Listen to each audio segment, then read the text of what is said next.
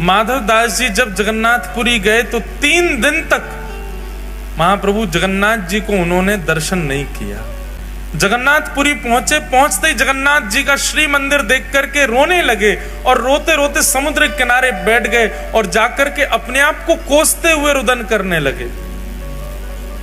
किसी ने पूछा माधवदास जी ने दर्शन क्यों नहीं किया? बोले माधवदास जी अपने मन में विचार करने में 21 वर्ष का हो गया, अपने 21 वर्ष मैंने विषय भोग में व्यतीत कर दिए, जगन्नाथ जी की शरण में पहले क्यों नहीं आया?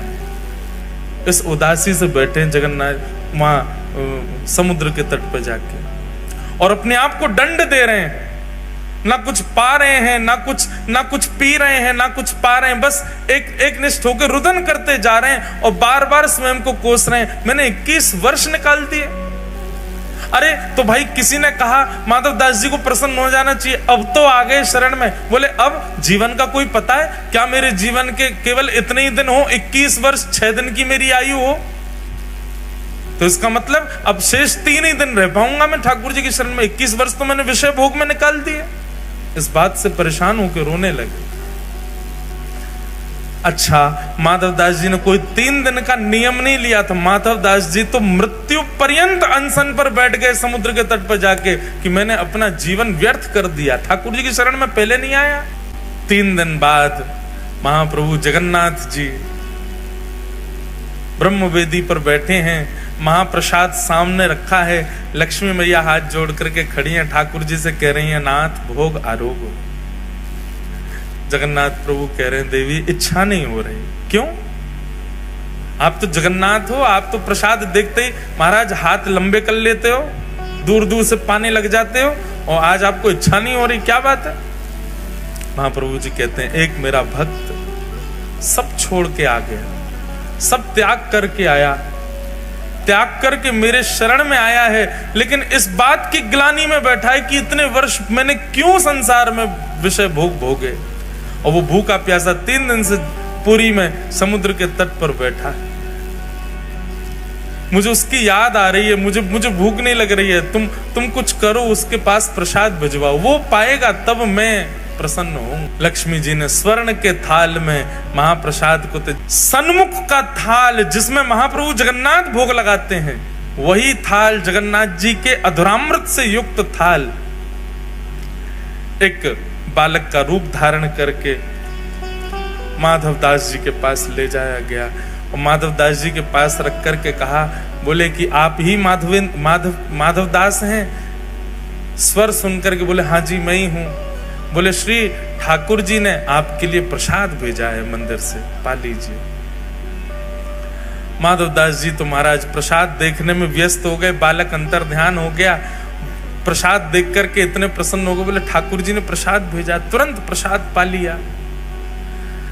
प्रातः काल होते ही मंदिर में थाल नहीं मिला, सब जगह हाहाकार मच गई, पुजारियों पर प्रश्न चिन्ह उठाने लगे। गजपति महाराज ने पुजारियों को खड़ा किया, थाल कहां गया ठाकुर जी का? सब बोले हमने तो भीतर ही पधराया, पता नहीं कहां गया। ठाकुर जी ने गजपति राजा को स्वप्न आदेश दिया, बोले चिंता नहीं करो, समुद्र के तट पर माधवदास नाम के भक्त हैं, उनके पास ही वो थाल मैंने ही भिजवाया था, क्योंकि वो 3 दिन से अनशन पर बैठे थे। ये खबर सुनते ही सब पुजारियों सहित गजपति राजा गए और समुद्र तट पर देखा माधवदास जी बैठे प्रसन्न मुद्रा में, स्वर्ण का थाल रखा है, प्रसाद पा चुके। सब ने जाके दंडवत किया और कहा महाराज आप दर्शन के लिए चलो। समस्त पुजारी और गजपति राजा माधवदास जी को लेकर के मंदिर में जैसे ही गए, मंदिर में माधवदास जी के प्रवेश करते ही ब्रह्मवेदी पर बैठे श्री जगन्नाथ झूमने लगे, ऐसे आनंदित होने लगे माधवदास को देखते। ठाकुर जी झूमने लगे माधवदास को, और जैसे ही झूमने लगे सब पंडा पुजारी जय जयकार करने लगे, हरि हरि बोलो, हरि हरि बोलो। महाप्रभु प्रसन्न हो गए माधवदास को देख करके। माधवदास जी ने प्रथम दर्शन किया श्री जगन्नाथ जी का। काशी के एक विद्वान उस सब जगह लोगों को हराते रहते थे अपनी विद्वत्ता से। उनको किसी ने कहा, बोले कि हम तुमको विद्वान तब मानेंगे कि तुम जगन्नाथपुरी जाकर के माधवदास को हरा के आओ और उनसे पत्र लिखवा करके उस पर हस्ताक्षर करवा के आओ। कि तुम हारे वो या तुम जीते वो हारे, तो हम मानेंगे कि तुम विद्वान हो। वो काशी के विद्वान आए, पूछते पाछते पहुंच गए माधवदास जी के पास। माधवदास जी ने जैसे ही देखा काशी से ब्राह्मण विद्वान आए, उनका स्वागत किया, सब सुंदर उनका सम्मान किया। माधवदास जी बोले आपका आगमन कैसे हुआ? बोले हम तुमसे शास्त्रार्थ करने आए हैं, और शास्त्रार्थ में तुम जब हमसे हार जाओगे, पहले ही मान चुके हैं कि माधवदास हारेगा। बोले शास्त्रार्थ में तुम जब हमसे हार जाओगे तो तुम एक पत्र पर यह लिखोगे कि हम तुम्हारे पास आए, तुम हमसे हार गए, और आज के बाद हम जब भी जगन्नाथपुरी आएंगे तुम हमारे शिष्य बनकर के हमारी सेवा करोगे, भोजन कराओगे, हमें सोने की व्यवस्था करोगे, और नीचे अपना हस्ताक्षर कर देना। और अगर मैं हार गया, वैसे मैं हारूंगा नहीं, लेकिन मैं हार गया तो मैं भी तुम्हें लिख के दे दूंगा, जब भी तुम काशी आओगे तुम्हारी सब सेवा मैं करूंगा। माधवदास जी बोले शास्त्रार्थ करने की आवश्यकता क्यों है? मुझे सेवा प्राप्त होगी, आप बार बार जगन्नाथपुरी आकर के मेरे घर की प्रसादी पाएंगे, मुझे सेवा का अवसर देंगे, इसके लिए शास्त्रार्थ की आवश्यकता क्या है? लाइए पत्र दीजिए, मैं लिख देता हूं कि मैं हार गया, आप जीत गए, और हस्ताक्षर कर देता हूं। तो माधवदास जी बोले आप सुनो, पत्र पर मैं लिख देता हूं कि आप जीते, मैं हारा, आज के बाद आपका मैं चेला हूं, आपकी भोजन की व्यवस्था, रहने सहने खाने की सब व्यवस्था मैं करूंगा, नीचे हस्ताक्षर कर देता हूं। ओ नहीं नहीं नहीं नहीं, शास्त्रार्थ करना पड़ेगा। माधवदास जी बोले शास्त्रार्थ नहीं, आप ले जाओ, आप जीते मैं हारा। क्योंकि माधवदास जानते थे कि ये मुझसे जीत नहीं पाएंगे, लेकिन इनको निराश करके थोड़ी भेजना मुझे। लिख दिया कि आप जीते मैं हारा, और नीचे हस्ताक्षर कर दिए माधव दास आपका दास। ब्राह्मण देवता रात में सोए, प्रसाद पाया, निकल गए काशी के लिए। काशी में विद्वानों को इकट्ठा किया, हाँ भाई देखो तुम लोगों ने चुनौती दी थी माधवदास को, देखो मैं लिखवा करके लाया हूं, हरा दिया मैंने उसको। एक उनमें से श्रेष्ठ था, बोले दिखाओ पत्र दिखाओ। माधवदास को हराना सामान्य बात नहीं, बहुत विद्वान है वो। अरे लीजिए पढ़िए पत्र, उसने खुद लिखा है। पत्र खोल करके सभा के मध्य पढ़ना शुरू किया। अमुक तिथि पर काशी के अमुक नाम के ब्राह्मण मेरे पास जगन्नाथपुरी आए थे, हम दोनों के बीच शास्त्रार्थ हुआ, और शास्त्रार्थ में काशी से आए ब्राह्मण की भयंकर हार हुई, माधवदास जीत गए। पत्र में उल्टा लिखा था। वो ब्राह्मण जो था खड़ा हो गया, ये क्या पढ़ रहे हो? ये नहीं लिखा उसने लिखा है कि वो हारा मैं जीता। बोले देखो तुम खुद पढ़ो क्या लिखा है। उसने पढ़ा माधवदास जीते और इनकी घनघोर हार हुई। बोले उसने तो मेरे सामने लिखा था, मैंने एक एक शब्द अपनी आंखों से देखा था, उसने लिखा था कि वो हारा है और मैं जीता हूं। ब्राह्मण बोले लिखा था मतलब तुम दोनों के बीच शास्त्रार्थ नहीं हुआ था क्या? नहीं नहीं, देखिए मैं बताना चाहता हूं, मैं कहा तो था कि शास्त्रार्थ को, उसी ने मना कर दिया था कि बिना शास्त्रार्थ के मैं हार स्वीकार करता हूं। सब ब्राह्मणों में हंसी हो गई, बोले कि भैया तुम हार के आए हो, स्पष्ट लिखा है। ब्राह्मण दोबारा दौड़े जगन्नाथपुरी के लिए, माधवदास के पास पहुंचे। ए माधवदास तुझे देख लूंगा मैं, क्या लिखा था इन्हें पत्र में? पत्र माधवदास जी ने बोले लिखी तो मेरी है और लेखनी भी मेरी है, शब्द भी मेरे जैसे ही हैं, पर मेरे नहीं है, ये मैंने नहीं लिखा, मैंने तो हार लिखी थी अपनी, इसमें कैसे जीत गया मैं? ब्राह्मण बोले अब ऐसा नहीं होगा, अब दूसरी क्रिया होगी। क्या? तुमको शास्त्रार्थ करना ही पड़ेगा, और शास्त्रार्थ में जो जीतेगा वो हारने वाले के मुख पर कालीद पोत करके, उसको गधे पर बैठा करके, चप्पलों की माला पहना करके पूरे नगर में घुमाएगा, और हारने वाला चिल्ला चिल्ला करके बोलेगा कि मैं उनसे हारा, मैं अमुक से हारा। सबको पता चलना चाहिए कि तुम हारे, मैं जीता। माधवदास जी बोले देखिए शास्त्रार्थ की जरूरत नहीं है, मुझे स्वीकार है, आप कालीद पोत दीजिए, मेरे गले में चप्पल की माला पहना दीजिए, गधा ले आइए, मैं बैठ करके पूरे नगर में ढिंडोरा पीटने को तैयार हूं कि आप जीते मैं हारा। परंतु अभी मेरे दर्शन का समय है, आप जब तक कालीद और गधे की व्यवस्था करो, मैं थोड़ा दर्शन कर आऊं जगन्नाथ जी का। हाँ तुम जाओ।